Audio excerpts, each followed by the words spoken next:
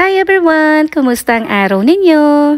Finally, at dumating na ang araw na pinakahihintay ng dalawang bagets. Ang graduation gift namin sa kanila na bakasyon. Huy, may isang bata na very excited. First time niya kasing pumunta ng Bora.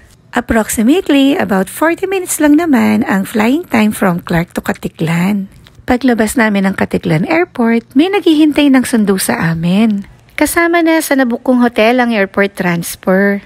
Sa Crimson Resort and Spa pala kami mag-i-stay. Mga 5 minutes lang naman ang travel time from Aklan Airport going to Crimson Lounge. Ang Crimson Resort and Spa ay located sa Station 0 at meron itong sariling port. Sa port nila meron silang VIP lounge. Kaya naman dito kami unang binaba. Pagbaba namin sa car, may sumalubong sa amin at binigyan kami ng mga cold towels. Naku, mukha na siguro kami mga dugyot at pinapahilamos na kami. In fairness, ang babango ng kanilang mga towels at dahil likas sa akin ang pagiging mausisa, tinanong ko sa kanila kung ano ang nilalagay nila sa kanilang mga towels. Yung cold water daw nila is infused ng lemongrass. Dito sa lounge nila, meron silang coffee, hot choco at iba't ibang pastries. At syempre naman, susulitin natin ang libreng merienda. Hayan na nga si Daddy at naghahanap na ng cup para sa coffee niya. Tingnan nyo naman yung lounge nila at napakalawak nito. At talaga namang nasolo namin ang VIP lounge. Meron din itong playground sa labas. Tapos may mga available din mga board games para sa mga bata. Siguro napansin nila na uubusan namin yung kanilang mga pastries. Kaya tinawag na nila kami at ready na daw yung aming boat. So heto na nga yung boat na sasakyan namin.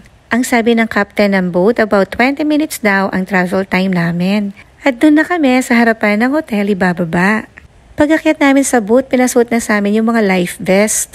Hindi ako natakot sa boat ride namin kasi payapa naman yung dagat. Tutungang si Rafa at mukhang enjoy sa boat ride niya. Naku, hindi pa nga kami nakakarating dun sa hotel pero impressed na talaga ako sa excellent customer service ng mga staff ng Crimson Hotel. Talaga namang feel na feel mo ang VIP treatment nila. Pagkarating namin sa hotel, nag-check-in na kami. Tapos, sinamahan na kami ng supervisor on duty sa magiging kwarto namin. Tara! Heto ang magiging kwarto namin sa loob ng 5 araw dito sa Boracay. So, meron siyang living room, meron siyang 1 bedroom, at meron din siya napakalaking CR. Yung complete room tour sa next video ko na lang. Para hindi naman masyadong mahaba itong video natin. Nag-set up pa sila ng isang bed dito sa living room. At tuwang-tuwa naman si Kuya dahil nagmukhang sarili niya ang isang room. Naku, itong 2 bata at wala silang choice, kami lang talaga ni Daddy ang makakasama nila for the next 5 days. So, yan lang. Thank you for watching. Bye!